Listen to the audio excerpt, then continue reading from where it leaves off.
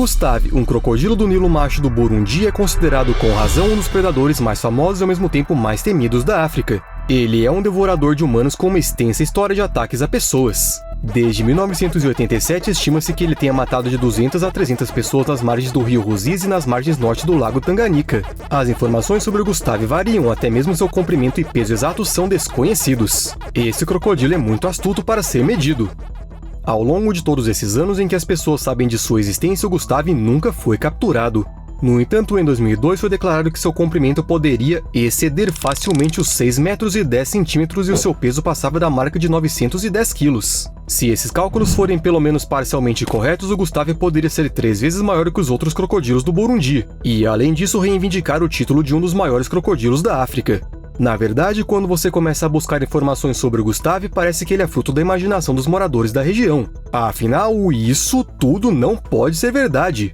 Pensa com a gente, se o crocodilo é realmente tão grande, ele deve ter uns 100 anos. No entanto, quando conseguiram ver o Gustav com a boca aberta, descobriram que havia uma dentição completa lá dentro. Um crocodilo de 100 anos simplesmente não poderia ter isso, o que significa que o Gustav tem cerca de 60 anos.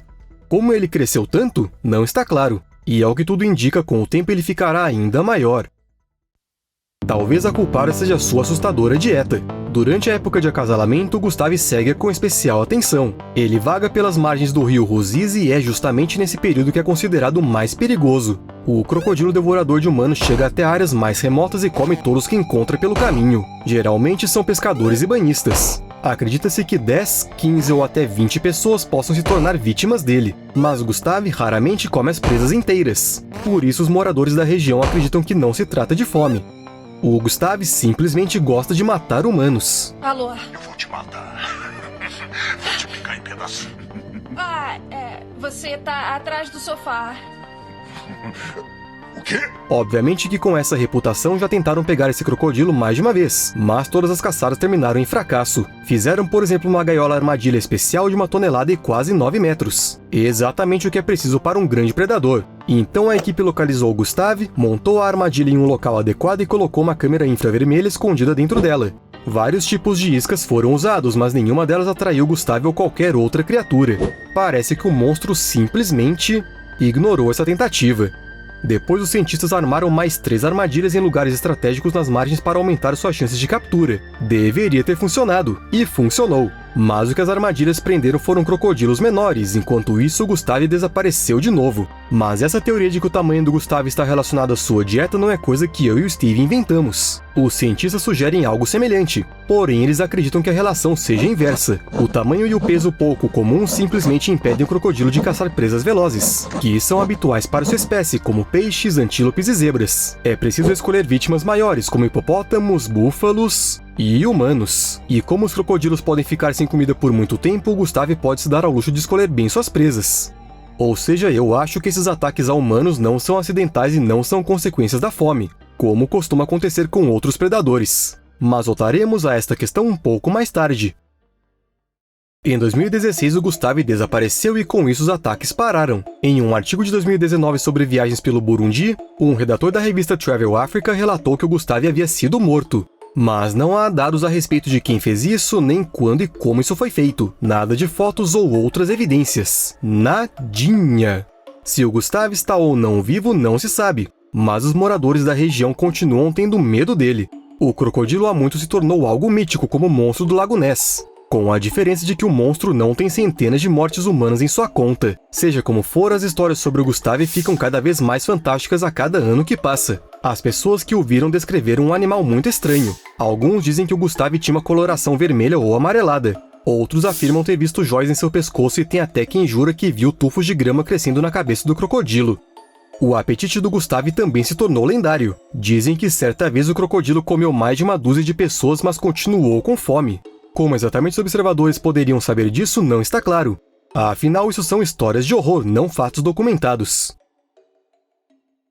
Mas o Gustav é um cara até que pacífico se comparado com a tigresa de Champawat, que foi supostamente responsável por cerca de 436 mortes no Nepal e na Índia no final do século XIX e no início do século XX. Seus ataques foram parar no livro dos recordes Guinness, como os que ceifaram o maior número de vidas. Mas a tigresa não matava qualquer um que cruzasse seu caminho, não. Ela elaborou uma estratégia cuidadosamente e ajustava para desviar as pessoas que estavam caçando a própria predadora. A tigresa cruzava até 32 quilômetros entre aldeias para encontrar cada vez mais vítimas.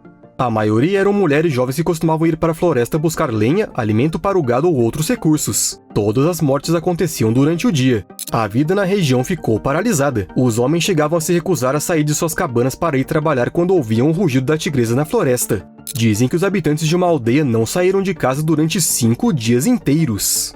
Os caçadores resolveram intervir, mas a tigresa conseguia evitar facilmente qualquer armadilha. Então o exército nepalês foi chamado, mas eles também não conseguiram nem capturar nem matar o animal. 1-0 para a tigresa. Porém, os soldados ainda conseguiram forçar a felina a deixar o local onde estava e cruzar a fronteira da Índia. Isso ajudou a tigresa a mudar seus hábitos alimentares? Não. Ela continuou matando pessoas, só que agora no território de outro país.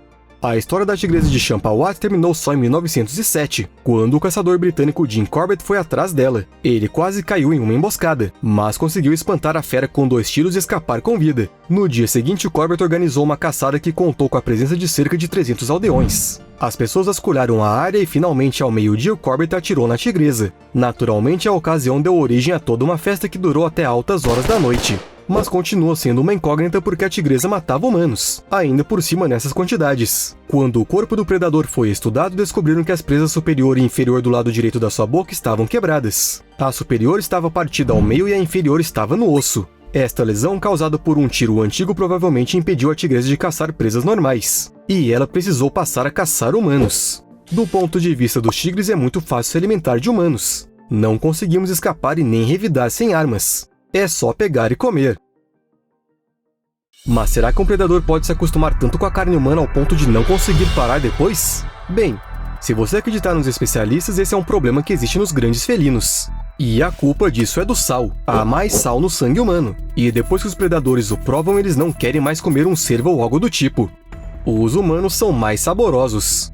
Mas para que isso aconteça é necessário um processo de aprendizado baseado em experiências anteriores. E isso não é possível a menos que o predador seja capaz de encontrar a fonte de alimento com frequência.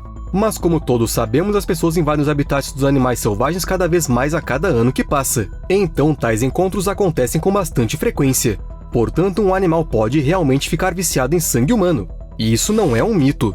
Mas para isso, vários fatores devem coincidir, e o mais importante deles é a incapacidade de caçar normalmente, não importa qual exatamente seja sua causa.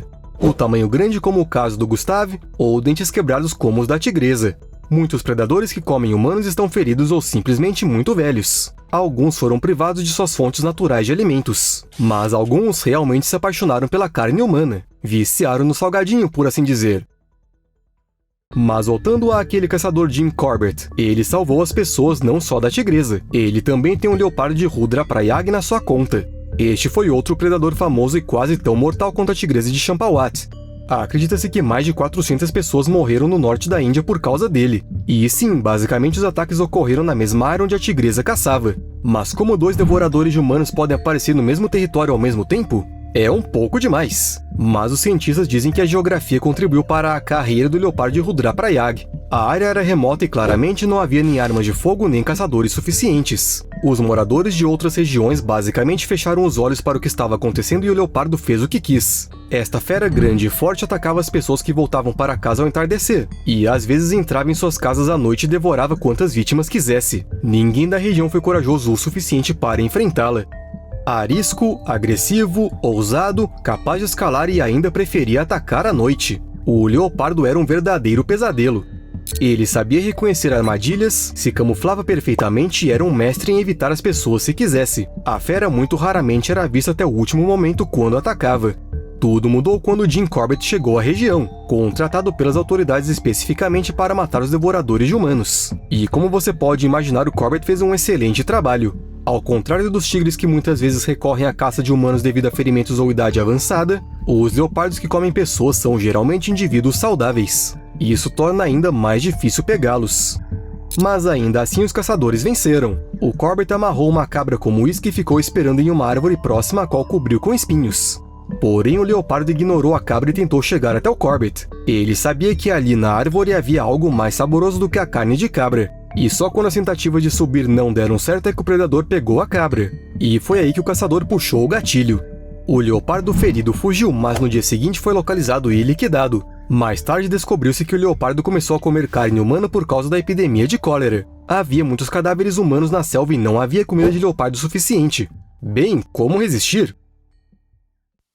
Mas os animais que comem humanos nem sempre são solitários. Eles podem andar em bandos. Os assassinos mais notórios e talvez os mais prolíficos viveram em Njombe. Era um bando de 15 animais que entre 1932 e 1947 levou centenas de vidas, podendo chegar a 1.500 delas. Antes desses trágicos acontecimentos, o governo colonial reduziu o número de animais predadores na área, na tentativa de controlar um surto de peste que estava destruindo rebanhos de gado. Os leões famintos rapidamente encontraram um substituto e passaram a comer carne humana. Ao contrário da maioria dos leões, o bando de Njombe matava durante o dia, usando a noite para percorrer 30 km até uma aldeia que não suspeitava de nada. A técnica era muito astuta.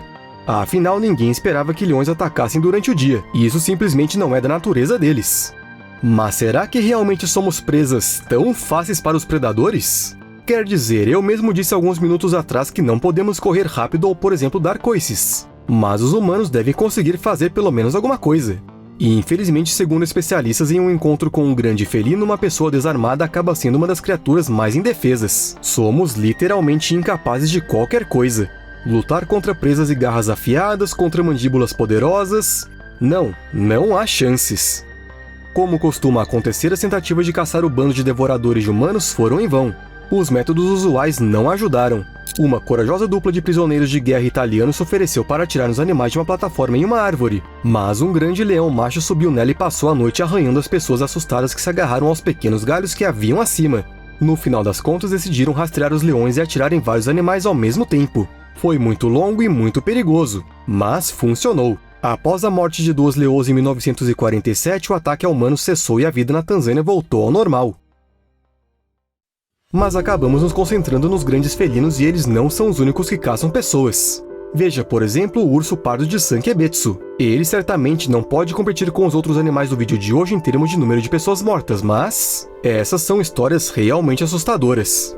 No total, este urso matou 7 pessoas entre 9 e 15 de dezembro de 1915, o que é até hoje o pior ataque de urso da história do Japão. O urso pardo de Ussuri saiu da hibernação antes do tempo e fez exatamente o que os ursos fazem nessa situação. Ele entrou em modo frenético. A fera se aproximou de humanos pela primeira vez ainda em novembro, quando entrou na casa da família Ikeda, mas se assustou com um cavalo e fugiu.